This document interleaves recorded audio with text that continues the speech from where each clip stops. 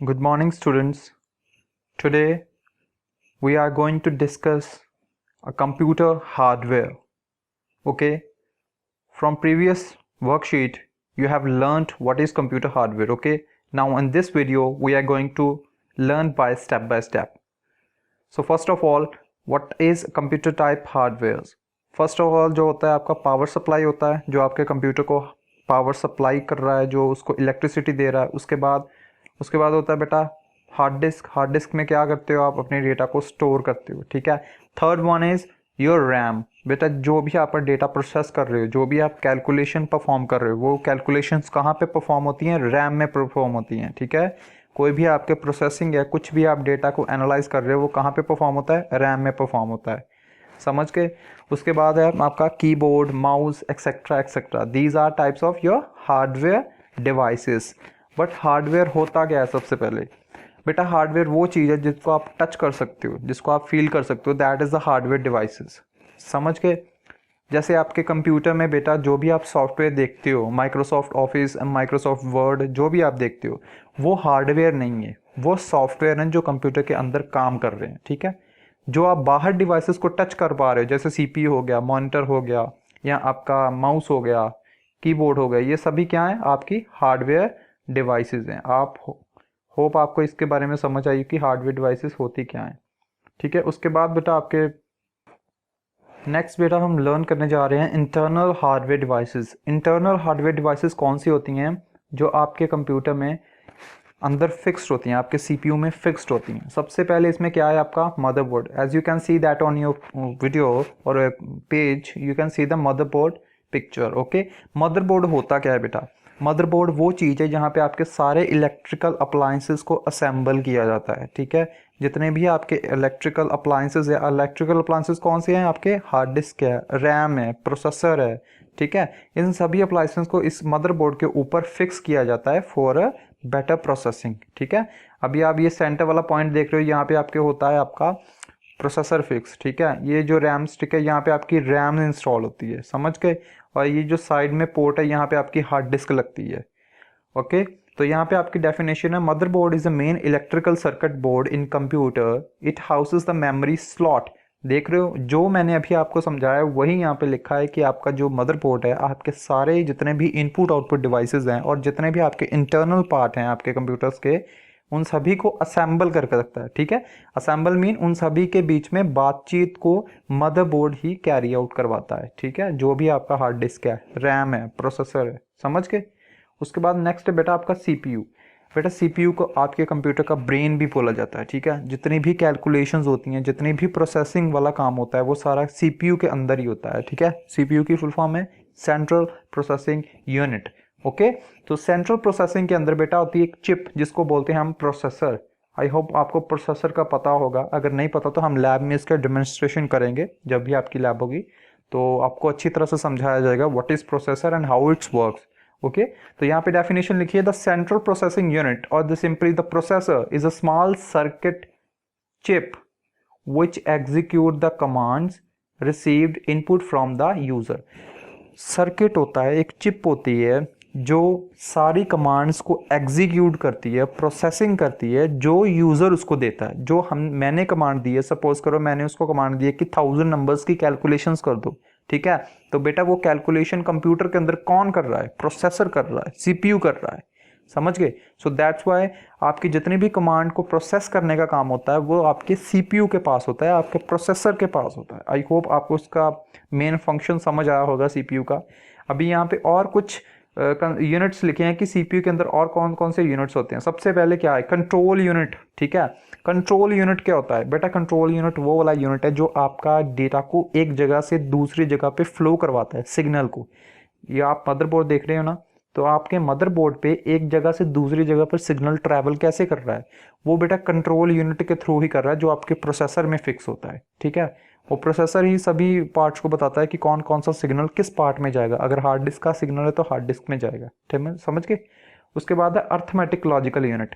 Arithmetic logical unit बेटा वो वाली चीज़ होती है जहाँ पे आपके सारी कैलकुलेशंस परफॉर्म होती हैं. समझ के.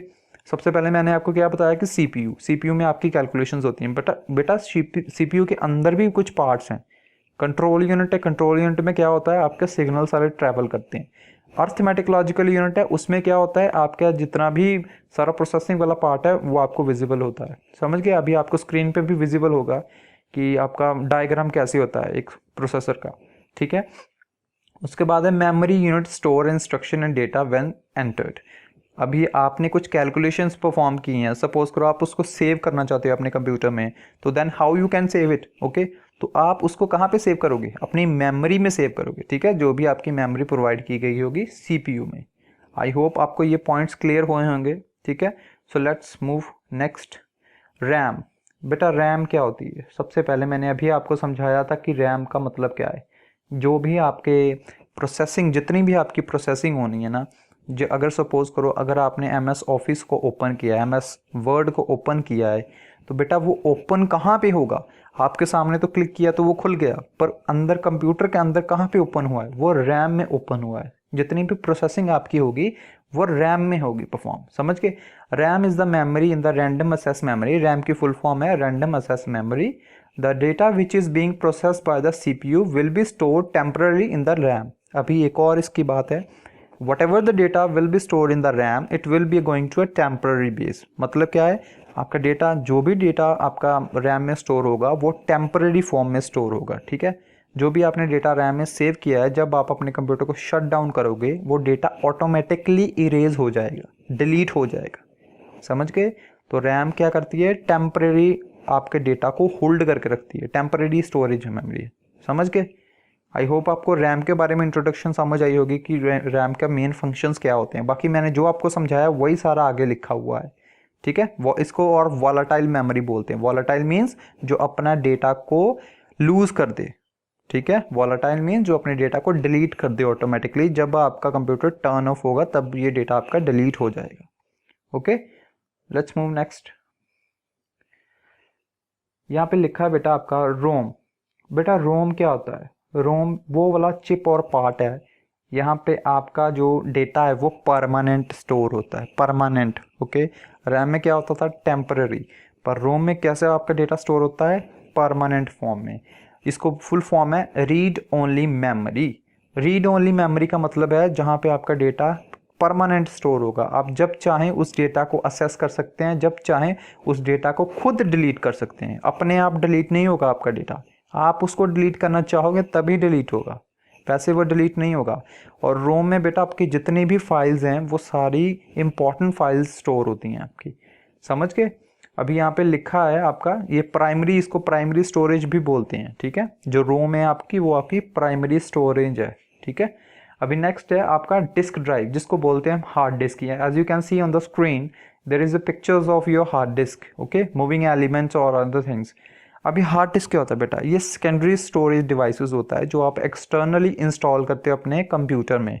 एक्सटर्नली मीन्स कि आपको अलग से इसको चिप को लगाना पड़ता है, ये मदरबोर्ड में फिक्स नहीं होती, समझ के। इसको आप अलग से बाय करते हो और अपने कंप्यूटर में डालते हो, क्योंकि आपका डेटा जो है वो ह्यूज अमाउंट ऑफ डेटा है। सपोज करो आप मूवीज स्टोर करना चाहते हो या कुछ सॉन्ग स्टोर करना चाहते हो, गेम्स स्टोर करना चाहते हो, तो बेटा वो ह्यूज अमाउंट ऑफ डेटा है।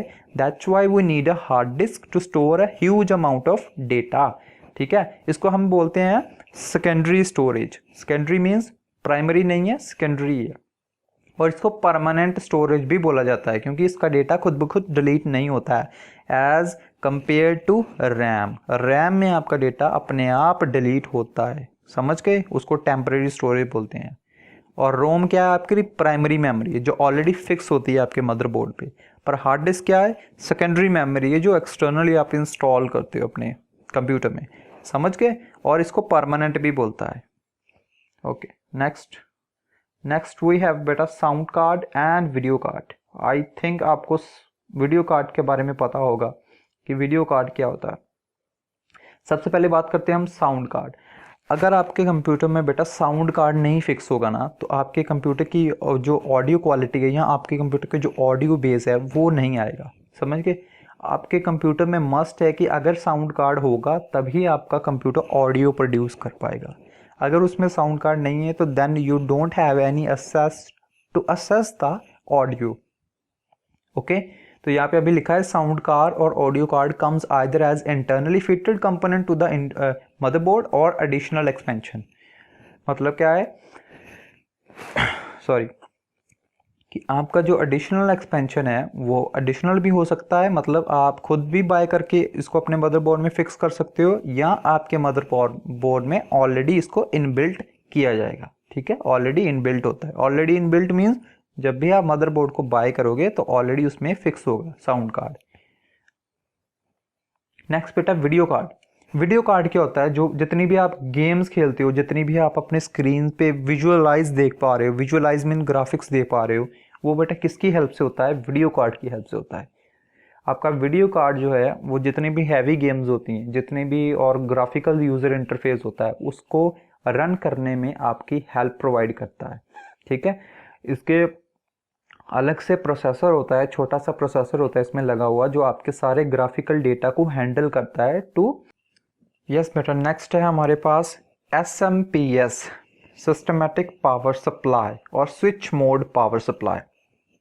ठीक है, इसका काम क्या होता है बेटा कि आपके सारे कंप्यूटर के इंटरनल पार्ट्स को इलेक्ट्रिसिटी प्रोवाइड करना। ठीक है, ये आप देख पा रहे हैं अपनी स्क्रीन पे कि जो एक मेन स्विच है, मेन बोर्ड इलेक्ट्रिकल स्विच होता है जो आपके सारे इंटरनल पार्ट्स को इलेक्ट्रिसिटी प्रोवाइड करता है। ठीक है, यहाँ पे आप देख पा रहे हैं इतनी सारी वायर्स हैं, ये सारी वायर्स आपके मदरबोर्ड, आपके हार्ड डिस्क, आपके प्रोसेसर, आपके सभी वायर्स को जाती हैं। ठीक है, इसका जो फुल फॉर्म है वो है switch mode power supply, switch mode power supply. ठीक है, तो आपको SMP के बारे में भी पता चल गया कि ये कौन सा पार्ट होता है आपके जो CPU में फिक्स होता है। ठीक है, तो नेक्स्ट है बेटा पोर्ट्स।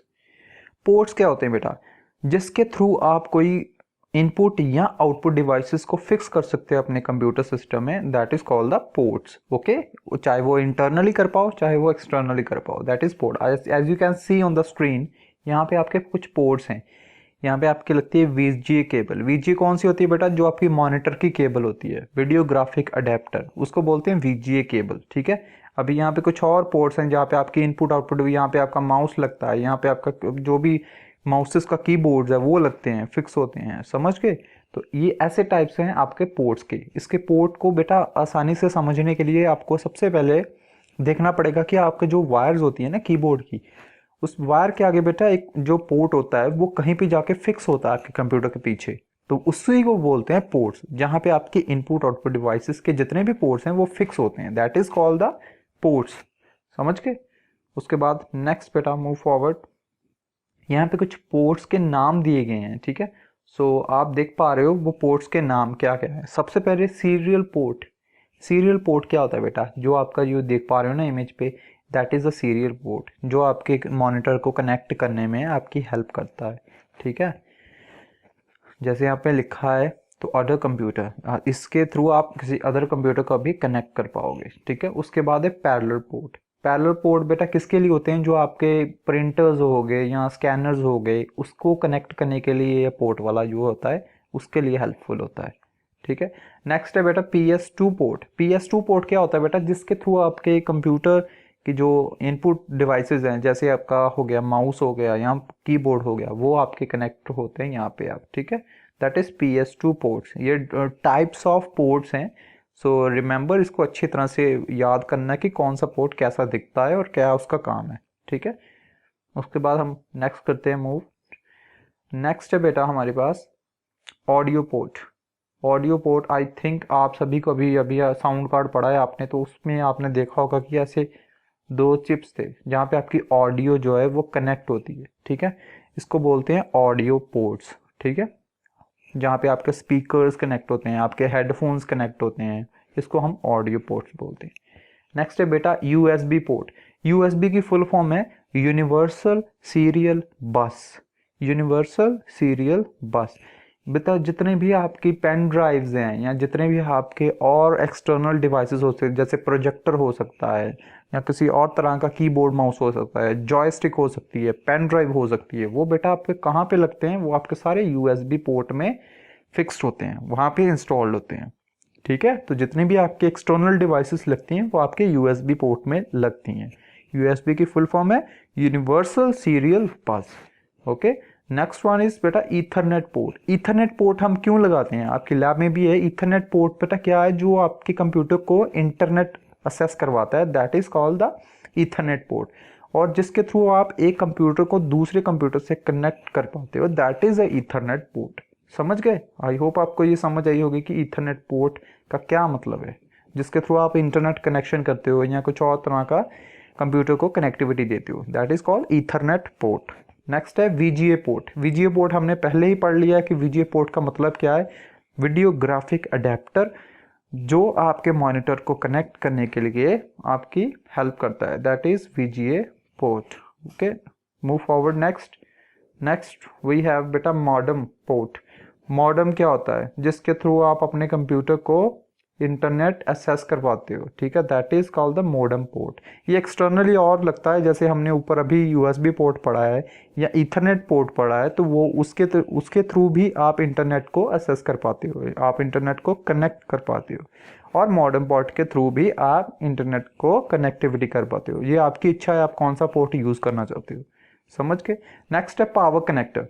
पावर कनेक्टर बेटा वो होता है जिसके थ्रू आप अपने कंप्यूटर को पावर सप्लाई कर रहे हो फ्रॉम योर होम, ठीक है, आपने अपने घर के कुछ स्विच में फिक्स किया प्लग, और उस प्लग की वायर को यहाँ पे आपने फिक्स किया पावर कनेक्टर की, तो इससे क्या होगा, ये पावर कनेक्टेड होगा एसएमपीएस से कनेक्टेड। एसएमपीएस क्या है, जो आपके सारे सर्किट को इलेक्ट्रिसिटी प्रोवाइड करती है, तो बेटा वहाँ से आपके सारे सर्किट को इलेक्ट्रिसिटी पहुँचाई जाएगी। समझ गए? नेक्स्ट है बेटा आपका digital video interface port. Digital video interface port बेटा क्या होता है, जो हाई क्वालिटी ऑफ मॉनिटर को कनेक्ट करने के लिए आपकी हेल्प करता है, ठीक है, यहाँ पे लिखा हुआ है, यहाँ पे दिया भी हुआ है उसकी पिक्चर, और यहाँ पे लिखा है जो ग्राफिक कार्ड में आपका कनेक्टिविटी के लिए आपको हेल्प करता है। बेटा it depends upon your VGA port और डिजिटल वीडियो इंटरफेस पोर्ट, दोनों सेम ही काम करते हैं, ठीक है, ज़्यादा डिफरेंस नहीं है, बस उनका क्लैरिटी का डिफरेंस हो जाता है कि ये जो है वो ग्राफिक कार्ड में यूज़ होता है, वो आपका सिंपल मॉनिटर में यूज़ होता था। कौन सा? वीजीए वाला पोर्ट, वीजीए पोर्ट। समझ के? सो आज के लिए इतना ही रखते हैं हम। Please make the revision of this chapter and also understand the point and average revisions of the topic. Okay, thank you beta.